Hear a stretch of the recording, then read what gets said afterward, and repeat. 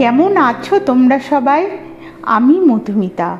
আমার রান্নাঘরে তোমাদের সবাইকে স্বাগত। আজ চলে এসেছি বাচ্চা স্কুলের টিফিনের একটি রেসিপি নিয়ে। রেসিপিটি যদি তোমাদের ভালো লাগে তাহলে একটা লাইক করে দিও। আজকে আমি তোমাদের দেখাবো কিভাবে খুব কম সময়ে বাচ্চা স্কুলের পাস্তা রান্না করে দেওয়া যায়। প্রথমে আমি পাস্তাগুলোকে খুব ভালো করে সেদ্ধ করে একটা পাত্রে তুলে নেব।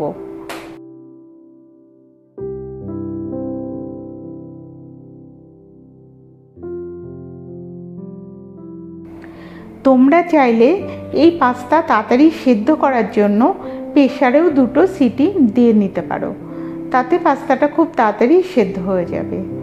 এবারে পাস্তাতে আমি যে সবজিগুলো দেব সেগুলোকে সব ছোট ছোট টুকরো করে কেটে নেব।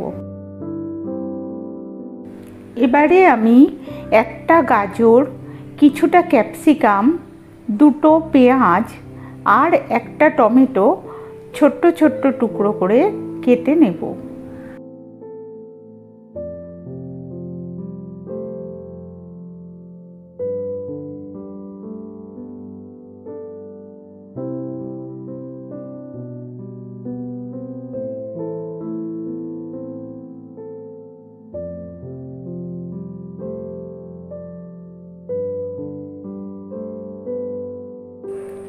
দু ইঞ্চি আদা, 3 থেকে 4 কোয়া রসুন ও একটা কাঁচা লঙ্কা দিয়ে আমি থেতো করে একটা পেস্ট বানিয়ে নেব।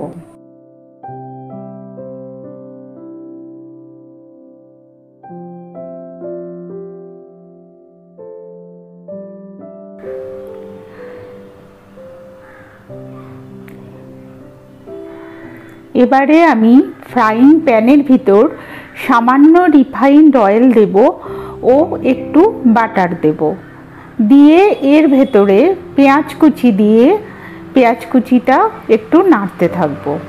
তারপরে এর ভেতরে দিয়ে দেব গাজরের টুকরোগুলো, দিয়ে গাজরের টুকরোটাও এর সাথে নাড়তে থাকবো। এবারে এর ভেতরে দিয়ে দেব আমি যে আদা, রসুন আর কাঁচা লঙ্কার একটা বাটা করে রেখেছিলাম, সেটা এবার এর ভেতরে দিয়ে দেব, দিয়ে সেটাকে খুব ভালোভাবে এর সাথে নাড়তে থাকবো।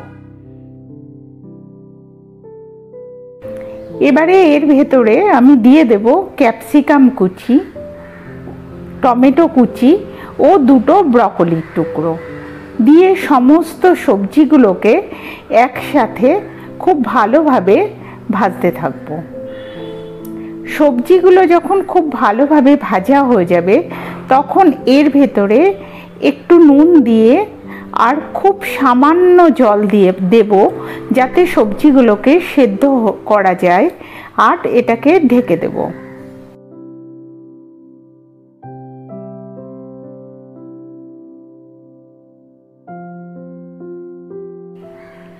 সবজিগুলো সেদ্ধ হয়ে এসেছে ও জলটাও প্রায় শুকিয়ে গেছে।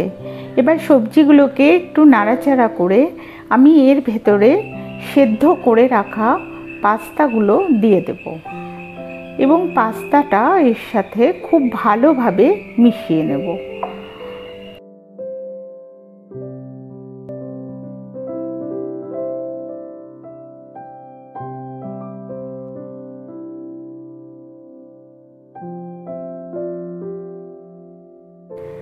পাস্তাটা সমস্ত সবজির সাথে মিশে গেলে এবারে আমি এর ভেতরে একটু চিজ কুড়িয়ে দেব ও এটাকে ঢাকা দিয়ে দেব, যাতে চিজটা এর সাথে খুব ভালোভাবে মিশে যায়। বাচ্চারা কিন্তু পাস্তার মধ্যে চিজ খেতে খুব ভালোবাসে। তোমরা দেখতেই পাচ্ছ চিজটা কিন্তু সম্পূর্ণরূপে গলে মিশে গেছে এর সাথে। এবারে আমি এর ভেতরে দিয়ে দেব টমেটো সস, দিয়ে এটাকে ভালোভাবে পাস্তার সাথে মিশিয়ে এবার পাস্তাটাকে আমি নামিয়ে নেব।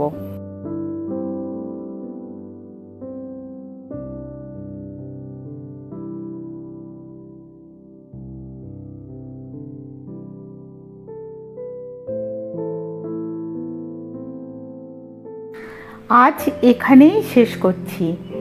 এইভাবে তোমরাও তোমাদের বাচ্চাদের স্কুলের টিফিনে পাস্তা বানিয়ে দিতে পারো। যদি পাস্তা রান্নাটা তোমাদের ভালো লেগে থাকে তাহলে একটা লাইক করে দিও।